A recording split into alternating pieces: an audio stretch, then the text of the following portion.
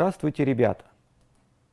В рамках сегодняшней темы по предмету биология мы рассмотрим биотические факторы окружающей среды, а также поведение животных в природе. Таким образом, на сегодняшнем уроке мы узнаем, что такое биотические факторы окружающей среды, познакомимся с основными типами биотических факторов и с их примерами, обсудим, что такое пищевая цепь, экологическая пирамида, пищевая сеть, симбиоз. Узнаем о том, что изучает наука этология, познакомимся с интересными фактами поведения животных и примерами использования этих данных в интересах человека. А начнем мы знакомиться с этой новой темой с определения, что такое биотические факторы среды. И как вы помните, мы будем пользоваться классификацией факторов окружающей среды, с которой вы уже познакомились на предыдущих уроках. Согласно данной классификации, как вы помните, все факторы окружающей среды можно поделить на абиотические, биотические и антропогенные. Ранее мы уже рассмотрели абиотические факторы, которые, напомню, связаны с факторами неживой природы. В существовании живых организмов, кроме абиотических факторов, огромнейшую роль играют также такие факторы, как взаимодействие особей одного вида внутри одной популяции, а также взаимодействие разных живых организмов в экосистеме. Кроме того, определяющими факторами в отношении живых существ играет видовое разнообразие организмов сообщества и численность организмов внутри популяции. Таким образом, биотические факторы окружающей среды – это совокупность воздействий, оказываемых одними организмами на другие в процессе их жизнедеятельности. Все биотические факторы, или их можно назвать еще биотическими отношениями, можно разделить на три типа. Пищевые отношения, территориальные взаимодействия, взаимодействия, связанные с распространением или расселением живых организмов, как семенами, так и взрослыми организмами. Давайте рассмотрим каждый тип таких взаимодействий в отдельности. Взаимосвязи организмов в экосистемах весьма многообразны. Наиболее важное значение имеют пищевые или трофические взаимосвязи, при которых один организм поедается другим, тот третьим и так далее. А познакомимся с пищевыми отношениями в сообществах или экосистемах мы на примере высокогорной экосистемы Кыргызстана, где существуют различные виды, тесно связанные друг с другом.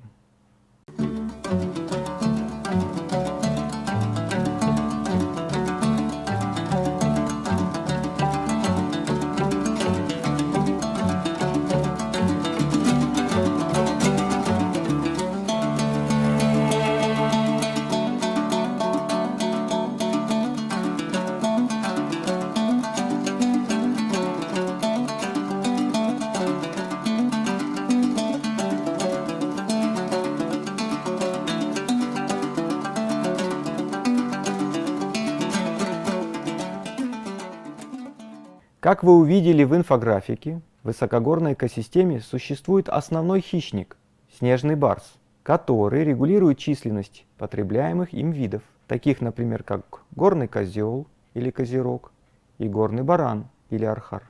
Кроме того, существуют и другие виды, относящиеся к кормовой базе снежного барса. Это некоторые виды птиц, сурки. При этом, как и сами архары и козероги, так и сурки питаются разнообразной растительностью, произрастающей в высокогорье, что в конечном итоге и формирует основной запас питательных веществ и энергии в высокогорной экосистеме. То есть, как вы видите, здесь основную роль во взаимодействиях видов играют пищевые отношения.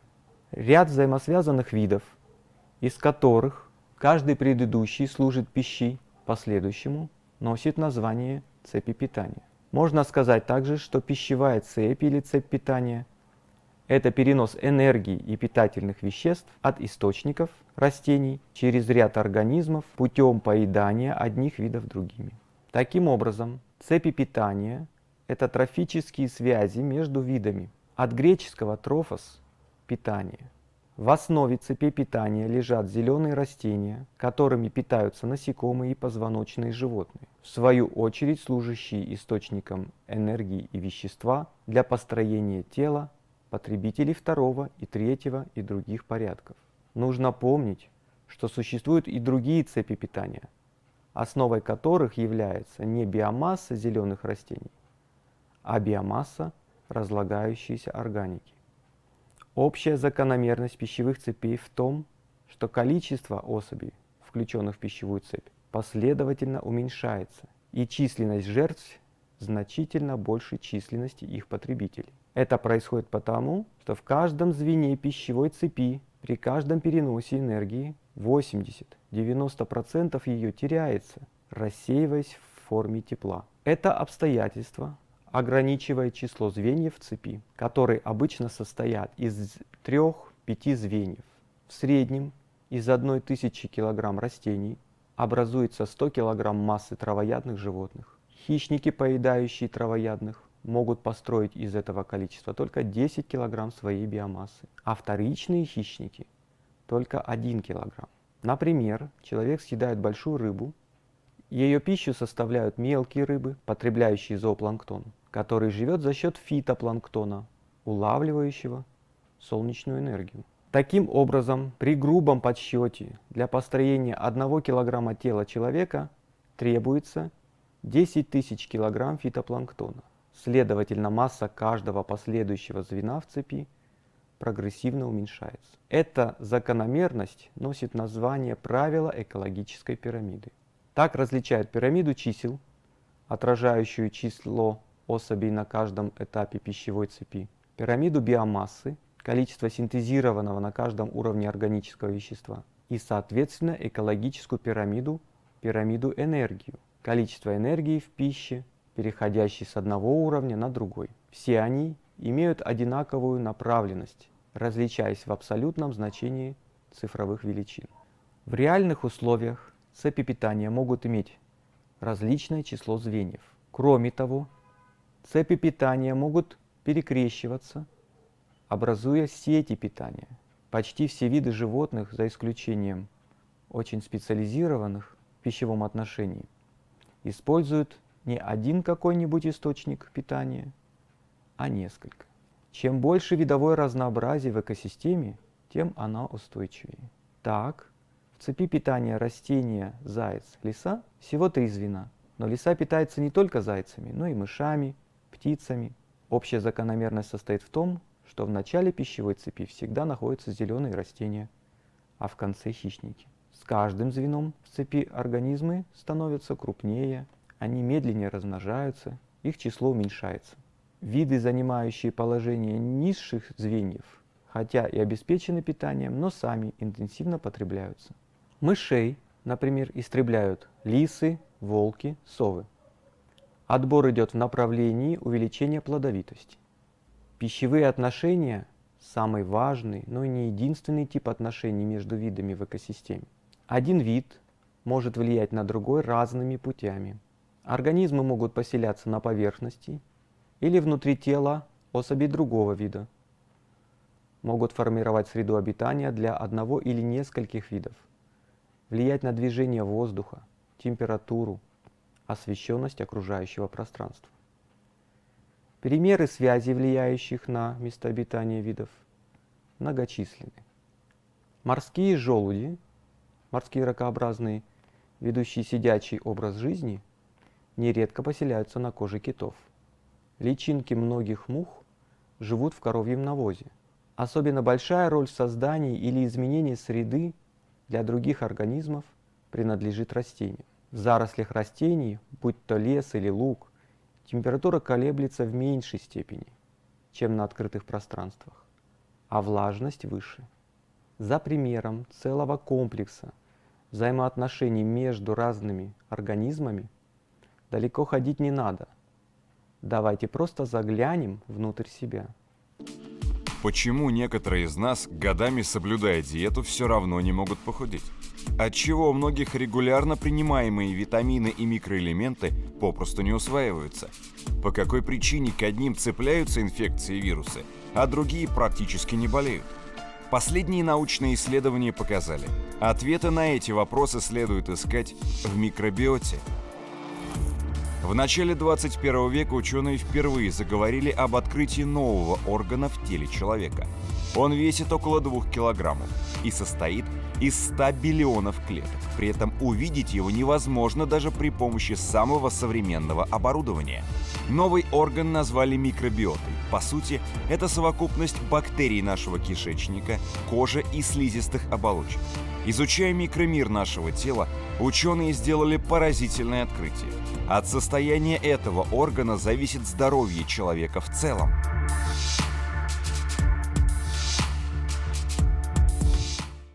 Нередко один вид участвует в распространении другого. Животные переносят семена, споры, пыльцу растений, а также других более мелких животных.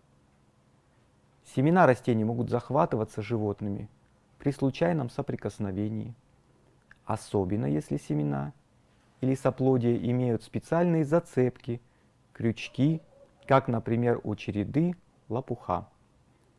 При поедании плодов, ягод, не поддерживающихся перевариванию, семена выделяются вместе с пометом. Млекопитающие, птицы и насекомые переносят на своем теле многочисленных клещей. Давайте понаблюдаем за тем, как инстинкт запасания у кедровки позволяет кедру распространяться на новых территориях. Как вы увидите на видео, кедровка набивает зоб орешками, а затем прячет их в снегу, прикрывая и маскируя их опавшими листьями. Такое поведение в период урожая кедра позволяет птице сделать запасы на зиму, которые она находит без труда, а также способствует его распространению, так как часть семян все же остается спрятанными в лесной подстилке, где благоприятный климат позволяет семенам прорасти. Кедровка.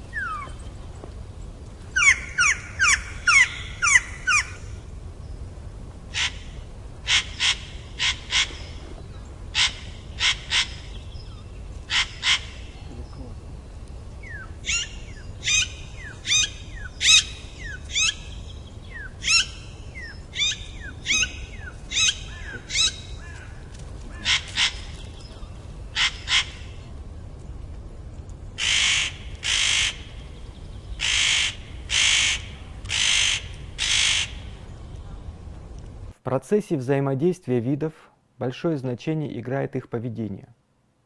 Наука, изучающая поведение животных в естественных условиях обитания, это этология. Особенности поведения особей одной популяции называются этологической или поведенческой структурой популяции. Необычайная значимость сложных форм поведения, связанных с питанием для животных, способствует повышению их конкурентоспособности и выживаемости. Именно в сферах добывания пищи чаще всего наблюдается применение животными орудий. На этой же почве разные виды животных формируют взаимовыгодные взаимоотношения, симбиозы. Симбиозом обычно принято называть такие взаимодействия между животными разных видов, которые приносят им взаимовыгодную пользу. Подобные взаимоотношения обычно отмечаются в пищедобывательной и оборонительной биологических формах поведения. Причем чаще всего они строятся на совмещении обеих этих форм. Таких примеров известно множество. Для примера можно рассмотреть несколько симбиозов. Так, например, в американской прерии существует симбиоз между гигантским бизоном и маленькой воловьей птичкой. Эти птички проделывали ходы в густой шерсти бизонов, в которых согревались в зимнее время. Здесь же они кормились, поедая насекомых в массе поселяющихся на теле бизонов. Таким образом, птицы спасали бизонов от докучливых насекомых, а бизоны предоставляли им стол и крышу над головой, а также обеспечивали охрану. Классический пример симбиоза – это рак-отшельник и актиния. Взрослый рак сам находит и переносит актинию к себе на раковину, в которой он живет. Такое сожительство оказывается взаимовыгодным. Актиния защищает рака от нападения рыб, для которых он представляет лакомую добычу.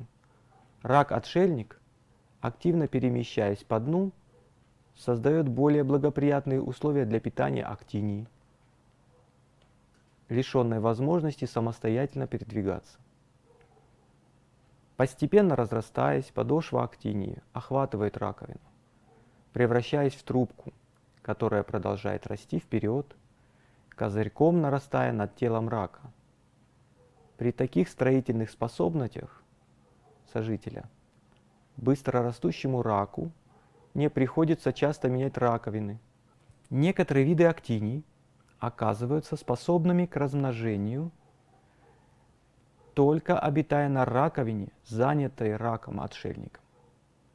Поселяясь на пустых раковинах или на живых моллюсков, они не размножаются.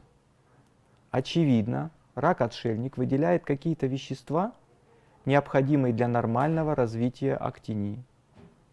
Иногда в этом симбиозе появляется еще один участник, представитель одного из видов многощетинковых червей, который живет непосредственно в раковине и выполняет функцию уборщицы.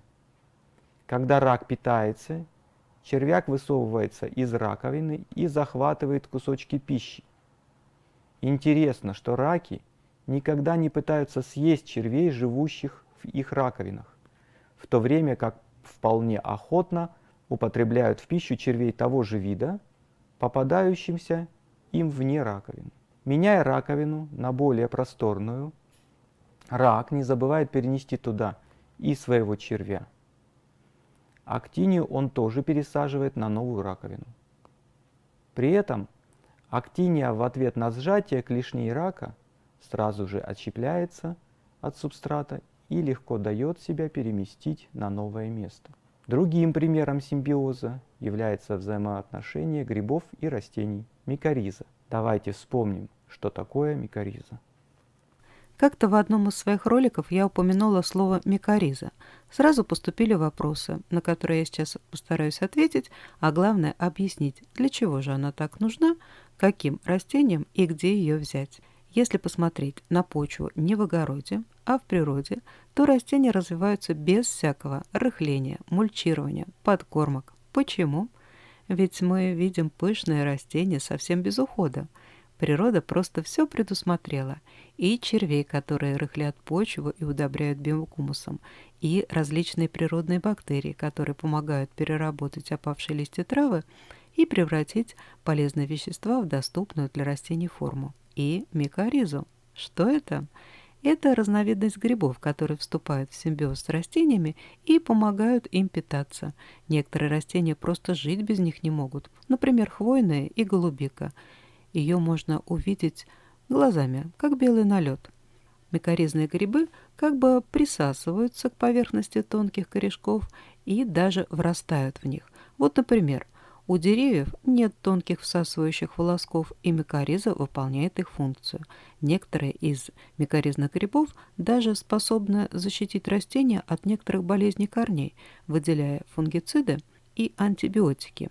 Гифы грибов разрастаются в почве так, что могут превышать массу самого корня 5-8 раз. Если посмотреть на гифы в микроскоп, то мы увидим нечто похожее на корень с ворсинками. Эти ворсинки в 20 раз тоньше человеческого волоса. Они всасывают влагу и питательные вещества и по каналам подают растению. Микориза, взаимодействуя с почвенными бактериями, работает как фабрика поставки питательных веществ растениям, лечит почву и делает ее структуру. Таким образом, является почвообразователем. Давайте познакомимся с другими видами симбиоза в дикой природе. Этот бородавочник ужасно сильно хочет почесаться, так как его целыми днями грызет целая куча блох. Но, к сожалению, у бородавочника нету рук, и почесать себя он никак не может. Но он нашел выход. Он отправляется в местный салон красоты к своим друзьям-мангустам. Наконец, бородавочник получает долгожданное облегчение, а мангусты — кучу еды в виде блох. Вообще, подобный пример симбиоза животных широко распространен по всему миру между самыми разными видами. Даже в океане одни рыбки чистят других. Некоторые чистильщики даже лезут в рот хищных рыб, не боясь быть съеденными. Это своего рода стоматологи. Но самый интересный пример подобного симбиоза у рыбы Луны. Это животное приплывает на мелководье специально, чтобы ее от паразитов очистили рыбы-чистильщики. На рыбе Луне могут жить до 50 различных видов паразитических существ, и иногда чистильщикам не удается съесть некоторых из них. Тогда рыба Луна делает нечто невероятное. Она ищет другого специалиста. Рыба всплывает наверх прямо к чайке. Чайка выклевывает последних, самых приставучих паразитов, и, наконец, чистая рыба Луна отправляется в новое путешествие. Поведение животных – это очень интересный, многогранный объект исследования. В частности, в Кыргызстане в советское время профессором Шукуровым и Эмилием Джапаровичем проводилось исследование по использованию голосов отловленных грачей для отпугивания своих сородичей в местах их массового скопления в городских парках. Так, профессор Шукуров записывал крики испуганного грача, а потом транслировал их в громкоговорители в городских парках. Грачи эти звуки воспринимали как сигнал опасности, и они улетали прочь искать другие места для ночлега. Такая технология и в настоящее время используется в некоторых местах, где наличие больших скоплений птиц крайне нежелательно. Например, в аэропортах. Можно также познакомиться с удивительным примером использования птиц для снижения проблем загрязненности городских территорий. Шведский инженер Ханс Фосберг создал умную кормушку для птиц в своем дворе. Кроме того, он выдрессировал обитающих поблизости сорок собирать мусор и получать за это еду. Как пояснил изобретатель, описавший свою разработку, он заметил, что прилетающие к его двору сороки пытаются открыть уличные фонари на его участке.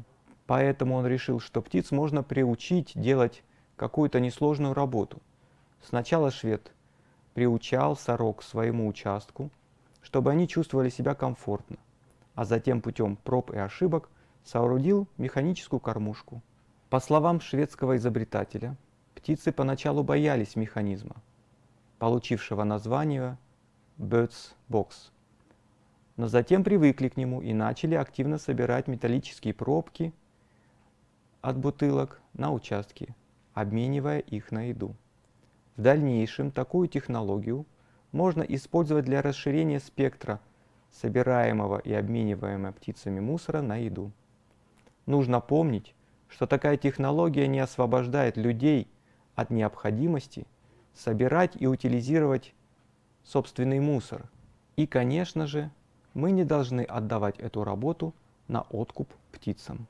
Таким образом, сегодня на уроке мы узнали, что такое биотические факторы окружающей среды, познакомились с основными типами биотических факторов и с их примерами, обсудили, что такое пищевая цепь, экологическая пирамида, пищевая сеть, симбиоз, узнали о науке этология и объектах ее исследования, познакомились с интересными фактами поведения животных и примерами использования их поведения в человеческих интересах. На данном слайде вы можете познакомиться с источниками дополнительной информации по данной теме. Надеюсь, этот урок был для вас понятным, полезным и интересным. Желаю здоровья и до новых встреч!